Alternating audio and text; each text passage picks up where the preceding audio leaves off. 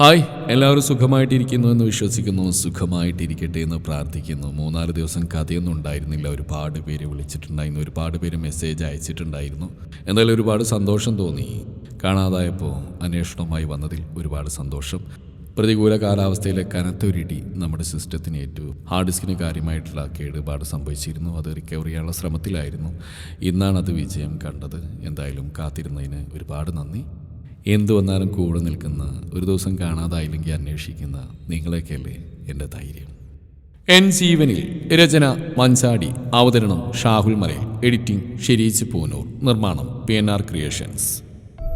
അച്ഛാ, അവൾ കേട്ടാൽ ഞാൻ സമ്മതിക്കാം. പക്ഷെ 6 മാസം അതിനുള്ളിൽ ആ സാധനത്തിൻ്റെ തലയിൽ നിന്ന് ഒഴിവാക്കി തരണം. എന്നാ അച്ഛൻ്റെ ഒപ്പം ഞാൻ നിൽക്കാം. അത് കേട്ടാൽ മതി അച്ഛനാ. ഞാൻ ഏറ്റുമോനെ. ഇനിയെല്ലാം അച്ഛൻ നോക്കിക്കോളാം. അല്ലേലും ആ അസത്തിനും നിന്റെ ഭാര്യയായിട്ട് ഈ അച്ഛൻ വാഴിക്കില്ല. അതുകൊണ്ട് ഒഴിവാക്കുന്ന കാര്യം അച്ഛൻ ഏറ്റു. എന്നതേക്ക് അച്ഛനെ നടത്താൻ തീരുമാനിച്ചിരിക്കുന്നു. അതിനുമുമ്പ് എനിക്ക് ബാംഗ്ലൂർ വരെ ഒന്ന് പോകണം. അത് മോനെ, ഈ കാര്യം നടത്തുമ്പോൾ അമ്മയോട് പറയാണ്ടിരിക്കാൻ പറ്റില്ല. അതുകൊണ്ട് നാളെ ഞാൻ അമ്മയോട് കാര്യങ്ങൾ പറയാം. അപ്പോൾ മോന് കാര്യം ചെയ്യും. നാളെ നീ പോയിട്ട് വാ. എന്നിട്ട് നിൻ്റെ ലീവ് തീരുന്നതിൻ്റെ തലേന്ന് ഇവിടുത്തെ അമ്പലത്തിൽ വെച്ച് നടത്താം. അങ്ങനെയാണെങ്കിൽ ഞാൻ നാളെ പോയിട്ട് വരാം. ആ പെണ്ണ് സ്വത്തൊക്കെ എഴുതിത്തരില്ലേ? അവളെ എഴുതിത്തരണമെങ്കിൽ നീ എന്തെങ്കിലും ബുദ്ധി കാണിക്കണം. അതൊരു പൊട്ടിയാ, എന്ത് പറഞ്ഞാലും വിശ്വസിച്ചോളൂ. അപ്പോൾ വിശ്വസിക്കത്തക്ക കാര്യങ്ങൾ നീ അവളോട് പറഞ്ഞ് അവളിൽ നിന്ന് നീ അത് നേടിയെടുക്കണം. അത് ഞാൻ ഏറ്റു. ഓഫീസിൽ എന്തെങ്കിലും കാര്യം പറഞ്ഞ് ഞാൻ മേടിച്ചെടുത്തോളാം. നീ എൻ്റെ മോൻ തന്നെയാടാ. കാർത്തികും മഹാദേവനും കാര്യങ്ങളെല്ലാം തീരുമാനിച്ചുറപ്പിച്ചു. വേഗം തന്നെ ഗൗരിയുടെ സ്വത്ത് നേടിയെടുക്കാൻ കച്ച കെട്ടി.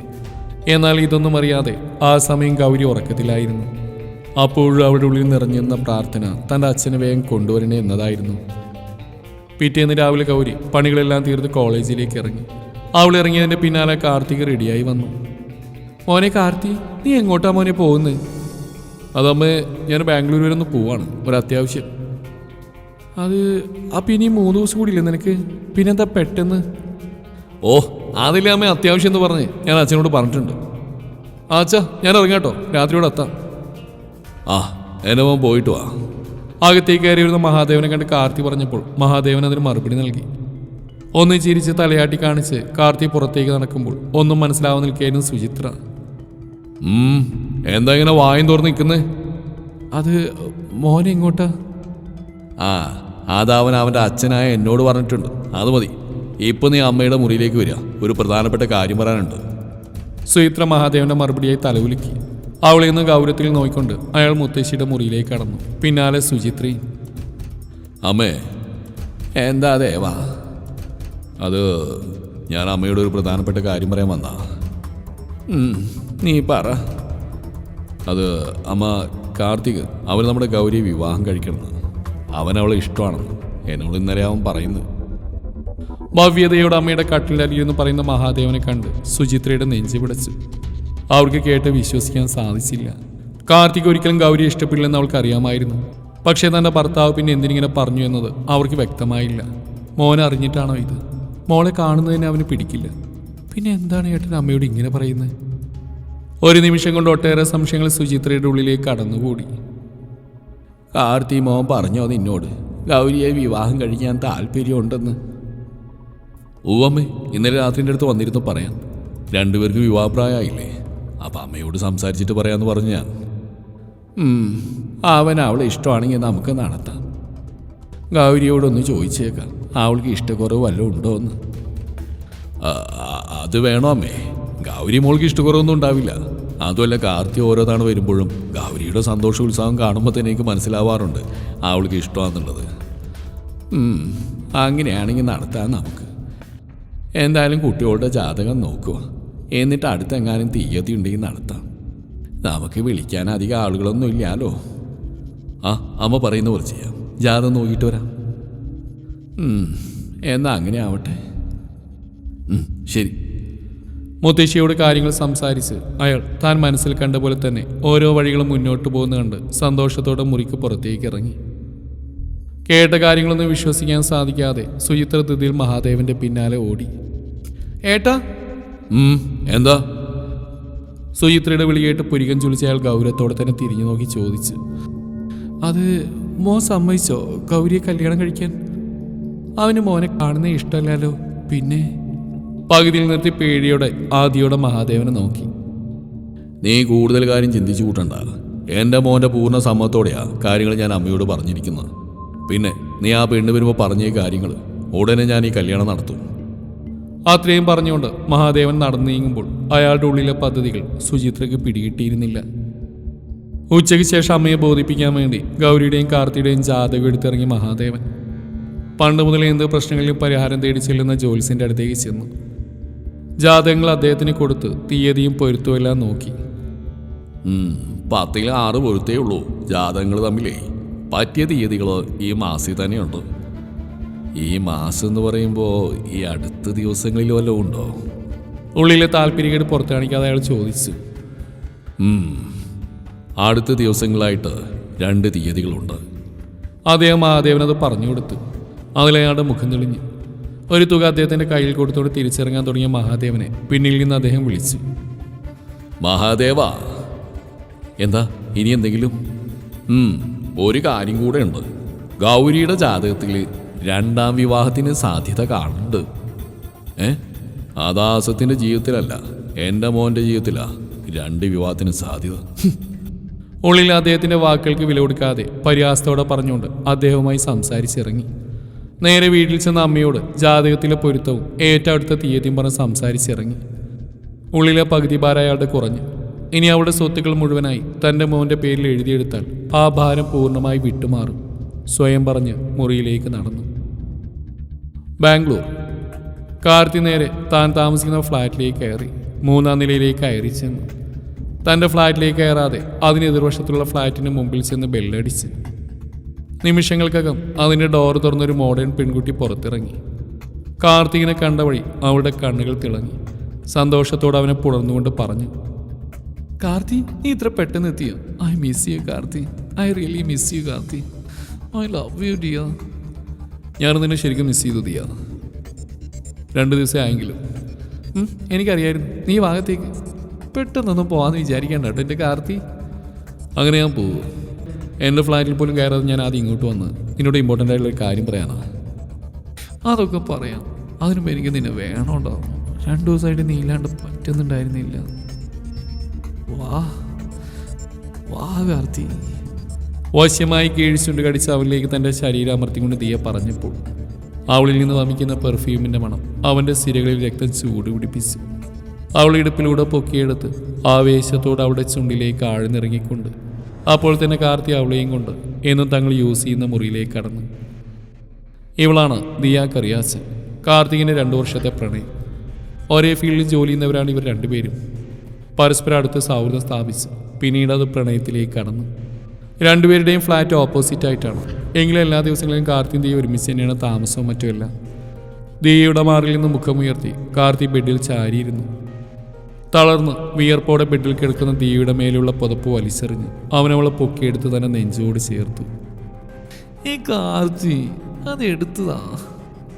അവൻ്റെ നെഞ്ചിലേക്ക് ഇടിച്ചുകൊണ്ട് കൊഞ്ചിലൂടെ അവൾ പറഞ്ഞു കേട്ട് കാർത്തി അവൾ ഒന്നുകൂടി തന്നിലേക്ക് അമർത്തിക്കൊണ്ട് പറഞ്ഞു, ഏയ് ഞാൻ കാണാത്തതായിട്ടൊന്നുമില്ലല്ലോ പെണ്ണ്, പിന്നെന്താടി? അതിന് മറുപടി പറഞ്ഞ അവിടെ ചുണ്ടുകൾ അവൻ്റെ ചുണ്ടിൽ ആഴ്ന്നുകൊണ്ടായിരുന്നു. അവനിൽ നിന്ന് ചുണ്ടുകൾ വേർപ്പെടുത്തി വശ്യതയോടെ തന്നെ ദിയ കാർത്തിയോട് പറഞ്ഞു, നിന്റെ ഈ ചൂട് ഞാൻ ഒരുപാട് മിസ് ചെയ്തൂടാ. ഒരുപാട്. ഞാനും.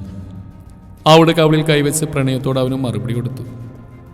പിന്നെ ദിയ, എനിക്ക് രാത്രികളിൽ വീട്ടിലെത്തണം. നീ പോയി ഒരു കോഫി ഉണ്ടാക്കിയിട്ട് പോവാ, സംസാരിക്കാനുണ്ട്. ഓക്കേടാ. താഴെ കിടക്കുന്ന അവൻ്റെ ഷർട്ട് എടുത്തിട്ട് അവൾ അവനെ നോക്കി ചുണ്ടുകൊണ്ട് ഉമ്മ നൽകുന്ന പോലെ കാണിച്ച് പുറത്തേക്ക് നടന്നു. കാർത്തിയെ നോക്കി ചിരിച്ചിട്ട് ഫ്രഷ് ആവാൻ കയറി. മാമി, എന്തു പറ്റി എൻ്റെ മാമിക്ക്? കോളേജ് വിട്ട് വന്നപ്പോൾ ഒന്നിൽ ശ്രദ്ധിക്കുന്ന എന്തോ ഒരു വിഷമമുണ്ടല്ലോ. എന്നോട് പറയാൻ പറ്റുന്നതാണെങ്കിൽ പറയോ മാമി? ഗൗരി കോളേജിൽ പോയി വന്ന് പശുക്കളുടെ കാര്യങ്ങൾ ചെയ്ത് അകത്തേക്ക് കയറി. കുളി കഴിഞ്ഞ് മാമിയുടെ അടുത്തേക്ക് ചെന്നു. വന്നപ്പോൾ മുതൽ മറ്റേതോ ലോകത്തെന്ന പോലെ വിഷമത്തോടെ നിൽക്കുന്ന മാമിയെ കണ്ട് ഗൗരി ചോദിച്ചു. സുചിത്ര ഉള്ളിൽ നിറഞ്ഞ വേദനയോടെ ഗൗരിയെ നോക്കി. കാരണമറിയാതെ ഒരു കരച്ചിൽ തൊണ്ടയിൽ കുടുങ്ങിക്കിടക്കുന്ന അവരറിഞ്ഞു. വേദനയിൽ കുതിർന്ന ചിരിയോടെ ഗൗരിയുടെ തലയിൽ തലോടിക്കൊണ്ട് സുചിത്ര പറഞ്ഞു, നിന്റെ മാമിക്കൊന്നും ചെയ്യാൻ കഴിയില്ല മോളെ, നിനക്ക് വേണ്ടി പ്രാർത്ഥിക്കാനല്ലാതെ. അതിന് മാത്രം എന്തു പറ്റി മാമി? ആദ്യയോടെയായിരുന്നു ഗൗരിയുടെ ചോദ്യം.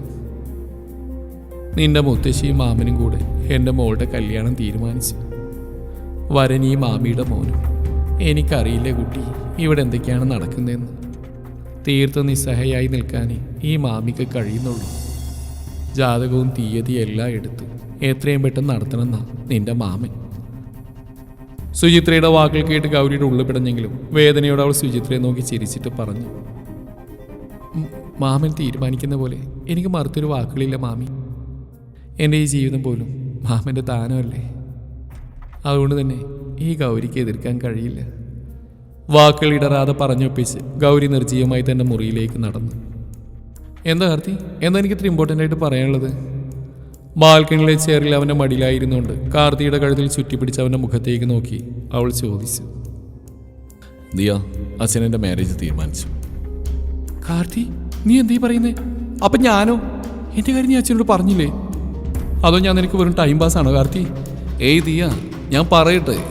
നീ എനിക്ക് എല്ലാമല്ലേ, എൻ്റെ പ്രണയം, എൻ്റെ ജീവൻ, എല്ലാം. ഇപ്പോൾ അച്ഛൻ കല്യാണം ഉറപ്പിച്ച് ഞാൻ പറഞ്ഞിട്ടില്ലേ എന്നെ എൻ്റെ അമ്മയിൽ നിന്ന് അകറ്റിയെന്ന് പറഞ്ഞാൽ അവളെയാ. വാട്ട്? നീ വെറുക്കുന്ന ആ താട്ടുമ്പുറത്തുകാരിയോ? ഇതിന് നീ എന്ത് പറഞ്ഞു? ഞാൻ സമ്മതിച്ചു, അതും വെറും 6 മാസത്തേക്ക് മാത്രം. തെളിച്ച് പറ കാർത്തി, എനിക്കൊന്നും മനസ്സിലാവുന്നില്ല. ദിയ, ആ പെണ്ണിൻ്റെ കയ്യിൽ കോടിയുടെ സ്വത്തും സ്ഥലങ്ങളോ ഉള്ളത്. അതെല്ലാം ഈ എൻ്റെ പേരിൽ വരണമെങ്കിൽ ഞാൻ അവളെ വിവാഹം കഴിക്കണം, അവളുടെ വിശ്വാസം നേടിയെടുക്കണം. ആ വഴിയിലൂടെയാണ് അവളുടെ സ്വത്തെല്ലാം എനിക്ക് നേടാൻ പറ്റൂ. അതിനു വേണ്ടി മാത്രമുള്ള ഒരു നാടകം, അതാണ് ഈ കല്യാണം. അല്ലാതെ നിന്നെ പറഞ്ഞ ആ പട്ടിക്കാട്ടി കിടക്കുന്ന ഞാൻ ഏറ്റവും വെറുക്കുന്ന അവൾ വിവാഹം കഴിക്കുമോ? എനിക്കറിയാണ്ടിയാ നീ എന്നെ ഒരിക്കലും വഞ്ചിക്കില്ലെന്ന്. എന്തായാലും നിങ്ങളുടെ ഐഡിയ കൊള്ളാം, എനിക്ക് ഇഷ്ടപ്പെട്ടു. പക്ഷെ 6 മാസം കഴിയുമ്പോൾ ആ പെണ്ണ് നിന്നെ വിട്ടുപോകുന്ന ഉറപ്പല്ലേ? അതൊക്കെ ഉറപ്പാണ് ദിയ, നീ അതോർത്ത് ടെൻഷൻ അടിക്കണ്ട. ഈ കാർത്തിയുടെ ജീവിതത്തിൽ ഒരു പെണ്ണുണ്ടെങ്കിൽ അത് നീ മാത്രമായിരിക്കും. എനിക്കത് കേട്ടാൽ മതിയാണ്. I love you so much. അവൻ്റെ കവിളിൽ അമർത്തി ഉമ്മവച്ചുകൊണ്ട് ദിയ സന്തോഷത്തോടെ മറുപടി പറഞ്ഞപ്പോൾ അവൻ അപ്പോൾ തന്നെ അവളുടെ കവിളിൽ കൈവച്ച് അതിന് പ്രണയത്തോടെ പറഞ്ഞു, ലവ് യു ടു. ഇനിയുള്ള 3 ദിവസത്തിനുള്ളിൽ കല്യാണം നടത്താമെന്നാണ് അച്ഛൻ പറഞ്ഞിരിക്കുന്നത്. ഇപ്പോൾ വീട്ടിലെല്ലാവരും അറിഞ്ഞിട്ടുണ്ടാവും. അത് കഴിയുമ്പോൾ ഉടനെ ഞാൻ ഇങ്ങോട്ട് വരാം. ഓക്കെ. പിന്നെ ആ പെണ്ണിനെയും ഇങ്ങോട്ട് കൊണ്ടുവരണ്ട കേട്ടോ, എനിക്കിഷ്ടമല്ല. ഏയ് നോ, അതെനിക്ക് ചിന്തിക്കാൻ കൂടി വയ്യ. ആ പട്ടിക്കാട്ടിൽ നിന്ന് അവളെ ഇങ്ങോട്ട് കൊണ്ടുവന്നാൽ അതെൻ്റെ സ്റ്റാറ്റസിനെ ബാധിക്കും. അതുകൊണ്ട് ഒരിക്കലും അവളെ ഇങ്ങോട്ടേക്ക് കൊണ്ടുവരില്ല. ഇവിടെ ഞാൻ നീ മാത്രമേ ഉണ്ടാവൂ. അവളെ ഒന്നുകൂടെ തന്നോട് ചേർത്ത് പിടിച്ച് കാർത്തി പറഞ്ഞപ്പോൾ ദിയവശ്യമായ ചിരിയോട് അവനിലേക്ക് കൂടുതൽ അമർന്നു. രാത്രിയോടെയാണ് കാർത്തി പിന്നെ വീട്ടിലെത്തിയത്. ആ സമയം അവൻ വന്ന് ഫ്രഷായി നേരെ പോയത് അച്ഛൻ്റെ അടുത്തേക്കായിരുന്നു. വാ മോനെ, കല്യാണത്തിൻ്റെ എല്ലാ കാര്യങ്ങളും അച്ഛൻ ശരിയാക്കിയിട്ടുണ്ട്. അപ്പം അച്ഛൻ മുത്തശ്ശിയോടും അമ്മയോടും എല്ലാം പറഞ്ഞു. പിന്നെ ആ പെണ്ണ് സമ്മതിച്ചോ? എൻ്റെ അമ്മയൊക്കെ ഞാൻ പറഞ്ഞ് വിശ്വസിപ്പിച്ചിട്ടുണ്ട്. പിന്നെ നിൻ്റെ അമ്മക്കാ സംശയങ്ങൾ മുഴുവൻ. അതിന് പിന്നെ ഞാൻ വില കൊടുക്കാൻ പോയില്ല. ആ അസത്തിൻ്റെ സമ്മതം എനിക്ക് വേണ്ട. അതുകൊണ്ട് കാര്യങ്ങൾ ഇനി നമ്മൾ പറഞ്ഞ പോലെ നടക്കും. അത് മതി. എന്നത്തേക്ക് വെച്ച കല്യാണം? അതുപോലെ നീ പോകുന്നതിൻ്റെ തലേ ദിവസം നമ്മുടെ അമ്പലത്തിൽ വെച്ച് നീയും ഞാനും നിൻ്റെ അമ്മയും ആസത്തും മാത്രം. ഓക്കെ അച്ഛാ, എന്നാലും കല്യാണം കഴിഞ്ഞാൽ പിറ്റേന്ന് പോകും. ആ പെണ്ണിനെ ഞാൻ കൊണ്ടുപോയില്ല കേട്ടോ. ഏയ്, അതൊന്നും വേണ്ട. നീ ഇടയ്ക്ക് ഇവിടേക്ക് വന്ന് അവളോടൊന്ന് സ്നേഹത്തോടെ പെരുമാറിയാൽ മതി. മഹാദേവൻ പറഞ്ഞതിന് കാർത്തി ഒന്ന് അമർത്തി മൂളിക്കൊണ്ട് മുറിയിലേക്ക് നടന്നു. അപ്പം അവൻ്റെ ഉള്ളിൽ നിറഞ്ഞെന്ന പുച്ഛം മാത്രമായിരുന്നു. തൻ്റെ അമ്മയിൽ നിന്ന് തന്നെ അകറ്റിയതിന് ഗൗരിയോട് അടങ്ങാത്ത ദേഷ്യവും. തുടരും ഈ കഥയുടെ ബാക്കി ഭാഗം നാളെ ഇതേ സമയം.